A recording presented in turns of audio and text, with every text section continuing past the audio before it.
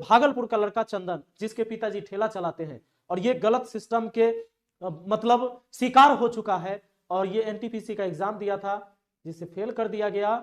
और फेल नहीं कहिए, सीधा सीधा कहिए कि इनका ये मर्डरर है, ये रेलवे एनटीपीसी बोर्ड ये मर्डर किया इसका, हम सीधा कह सकते हैं, क्योंकि उन बच्चों का जो अगले एग्जाम में बैठने का जिनका हक था वो हक छीन लिया गया। मैं नहीं कहता हूं कि आप नौकरी दे दीजिए, आप रोजगार दे दीजिए, मैं ये नहीं कहता, लेकिन जो उनका हक था अगले एग्जाम में बैठने का, उनको बैठने देना चाहिए था। 20 गुना रिजल्ट की बात हुई थी तो 20 गुना रिजल्ट देना चाहिए था। एक ही बच्चों को 5 बार काउंट करके 20 गुना पुराना, ये एकदम नाइंसाफी है, गलत है।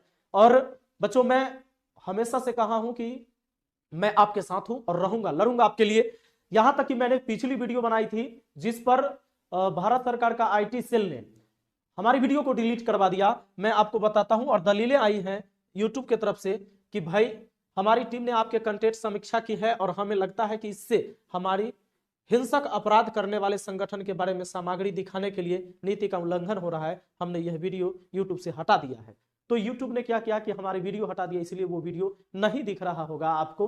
क्यों हटा दिया? क्योंकि हम आपके हक के लिए लड़ रहे थे, जो गलत था गलत को गलत कह रहे थे और सही को सही कह रहे थे, इसलिए हटा दिया। ये कह रहे हैं कि भाई हिंसक अपराध है, और ये क्या अपराध है?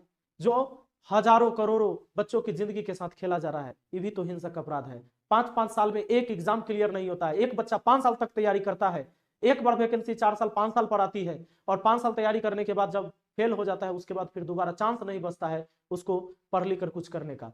तो फिर क्या होगा इस देश का? बस यही आवाज उठाने के लिए हमारी वीडियो को डिलीट कर दी और चेतावनी भी दिया गया कि अगर आप ऐसी वीडियो फिर दोबारा डालते हैं तो फिर से आपको बैन कर दिया जाएगा। लेकिन बच्चों मैं कहता हूं कि इन सारी चीजें मेरे लिए बहुत सी छोटी बात है, ये कुछ नहीं चाहिए मुझे।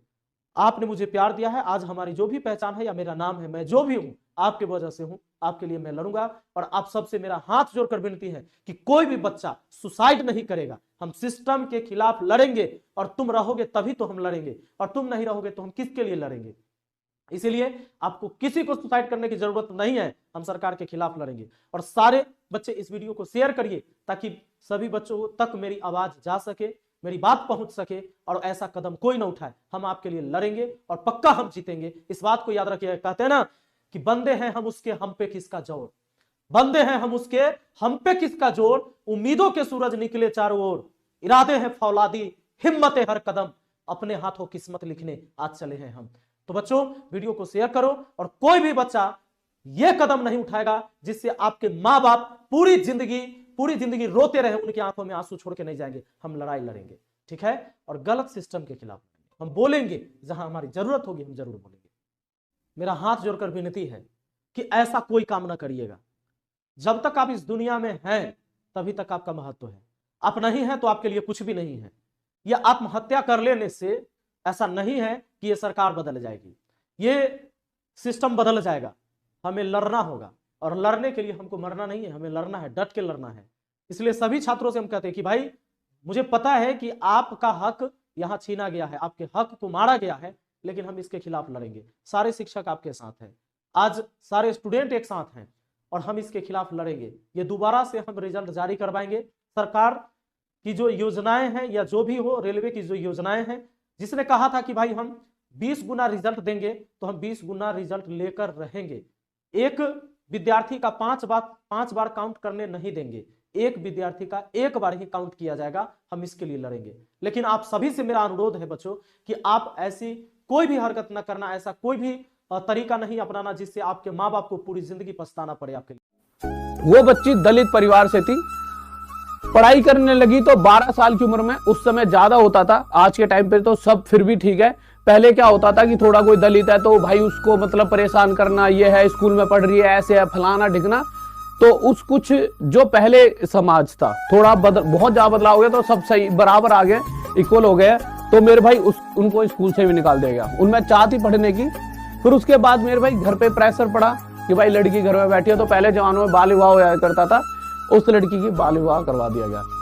उसके बाद मेरे भाई ससुराल वालों ने लड़की को बहुत तंग करा। छोटी बच्ची होती है, इतनी समझ नहीं होती। पहले जमाने में आप देखते होंगे, हमारे आपके किसी भी बहुत से घरों में ऐसी चीजें होती थी कि बच्चा इतना समझदार नहीं होता। छोटा बच्चा अपने घर को छोड़ के किसी के घर में जाता है, नहीं इतना समझदार होता और उसके ऊपर इतना सारा प्रेशर डाल देते हैं, पता नहीं कि दूसरे घर की बेटी आ गई है तो अब तो यही सब कुछ संभाल देगी और सारा कुछ कर ही देगी, ये पूरे घर को ही संभाल देगी। ये नहीं देखते कि इतनी छोटी बेटी हमारे घर में भी है। तो इतना छोटा बच्चा उसे बहुत परेशान करा, तो उसके पिता उसे अपने घर वापस ले आए। अब घर वापस लाना इतना आसान टास्क तो है नहीं। घर वापस लाए तो भैया दुनिया ने उनको क्या सुना दी, तूने तो भाई साहब अपनी बेटी घर में बैठा रखी है, ये दुनिया है कहेगी। एक तो दुखी, सबसे ज्यादा लोग दुखी इस दुनिया से ही हैं। ये अपने घर को नहीं देखेंगे, दूसरे घर में जरूर आग लगाएंगे। सबसे पहले हम सब लोगों को सुधरना होगा, और जो आप बच्चे आगे जाके जो आप बनोगे, आपको सबसे अलग बनना है। अगर किसी के घर में कोई परेशान है, अगर आप उसकी परेशानी दूर नहीं कर सकते तो उसके घर पर जाके ये भी नहीं कहोगे कि जी आपके लौंडे ने कुछ नहीं करा या नहीं कुछ कर सकता।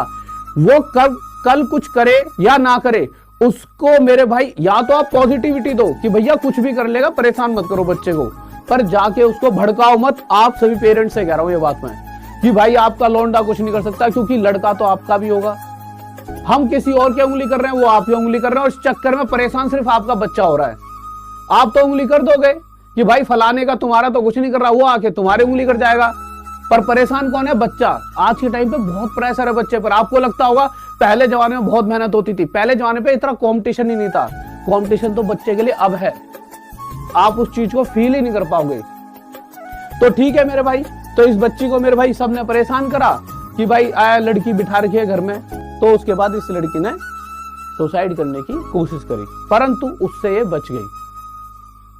अब एक बात देखिए, अगर उस समय इसने अपने आप को खत्म कर लिया होता, बट ये बची, और फिर देखिए चीजें और इतिहास बदला। इसके अंदर एक होप आई कि अगर एक और मौका मिला है तो कुछ ना कुछ किया जाए। इसने एक कंपनी में काम करा, सिलाई और फर्नीचर का मेरे भाई काम करा इस बच्ची ने, और मन लगा के काम करा और अच्छे लेवल पर काम करा। उसके बाद मेरे भाई 2000 में जब इसने बहुत सारी चीजें करी, एक छोटी सी सिलाई और फर्नीचर की कंपनी भी खोल दी। मेहनत करके क्या नहीं प्राप्त हो सकता। अगर आपको ये लग रहा है कि मरना ही एक सॉल्यूशन है, तो मेरे भाई आप ये समझिए कि आपका जीवन में शरीर है ही नहीं, ये सोच के जी लो। जीना जरूरी है, हर वो चीज जो आप चाहते हो वो आपके कदमों में होगी। तो मेरे सिलाई और फर्नीचर का काम शुरू करा। उसके बाद इन्होंने एक कंपनी 2000 में, क्योंकि इतनी सक्षम हो गए थे, इतनी इन्होंने मेहनत करी, 2000 में एक कंपनी कमानी ट्यूब जो 17 साल से बंद थी। देखिए अक्सर लोग खराब चीज पर पैसा लगाते, इन्होंने 17 साल से बंद एक कंपनी कमानी ट्यूब्स को खरीदा 2000 में, और उसके बाद मेरे भाई पैसे पैसे पैसे पैसे पैसे पैसे, और आज 700 करोड़ की मालिक हैं ये कमानी ट्यूब, 700 करोड़ की मालिक। तो मेरे भाई देखिए, इनका नाम है कल्पना सरोज। तो शायद आप सभी ने इनका नाम सुना होगा, कल्पना सरोज। तो आप भी मेरे भाई, अब आप कहोगे सर कि 700 करोड़ तो बहुत बड़ी चीज है। 700 नहीं, परंतु अगर अपने शरीर को आप, जो बहुत से बच्चे जो घर पे बैठ के परेशान है, सोच रहे शरीर खत्म कर दिया जाए, इस जीवन से ही छुटकारा पा लिया जाए। आप एक बात बताइए कि आप ये समझिए ना, आपका हो गया शरीर खत्म, आप फिर मेहनत करो ना हर समय। देखिए जीवन में क्या होता है, आप सोचते हो सिर्फ मेरे जाने से मैं जा रहा हूं, आपके परिवार वाले हर पल, आपकी मम्मी हर पल जीवन में जिएंगी भी, परंतु वो जी भी नहीं पाएंगी। आप सोच रहे हो आप अपने आप को खत्म करते हो, उसके साथ साथ घर का एक एक खुशी खत्म करके चले आते हो, और आपको ये नहीं पता कि भगवान ने शायद बहुत कुछ अच्छा आपके लिए सोच रखा हो। अब बताइए ये लड़का क्या करेंगे? सब लड़कों का कोई दर्द समझेगा? सुनिए यहाँ पर आपको हम कमेंट दिखाते हैं, हमारे चैनल पे कमेंट की लड़की बेचारी। मेरा 74 नंबर आए थे, 3 साल से सिर्फ एनटीपीसी की तैयारी कर रही थी। CBT 2 के मॉक टेस्ट में मेरा 120 में से 100 से 105 नंबर तक स्कोर करने लगी थी, लेकिन आज रिजल्ट आया तो पता चला कि मेरा पहला पेपर ही नहीं हुआ। ये नौकरी नहीं मांग रही है, ये लड़की 73 नंबर लाई है, और इसको केवल इसलिए फेल इसलिए किया गया है क्योंकि इसके साथ बैठाया गया था ग्रेजुएशन वाले लड़कों को। तो ग्रेजुएशन वाले कैसे नहीं निकल जाएंगे आगे? कह रही है कि मैं जिंदगी की मुश्किलों से कभी नहीं हारी, लेकिन सिस्टम की चालाकी और साजिशों ने पटक पटक कर हरा दिया। जीने से ज्यादा मेरे लिए मरना सुलभ हो गया। सभी गुरुजनों से निवेदन है कि मेरे बाद अपने किसी भी शिष्य के साथ इस तरह की साजिश होने न दे। जय हिंद, खुश रहना मेरे देश के प्यारों। सुसाइड करने का नौबत आ गया। ये है पूरे रेलवे का।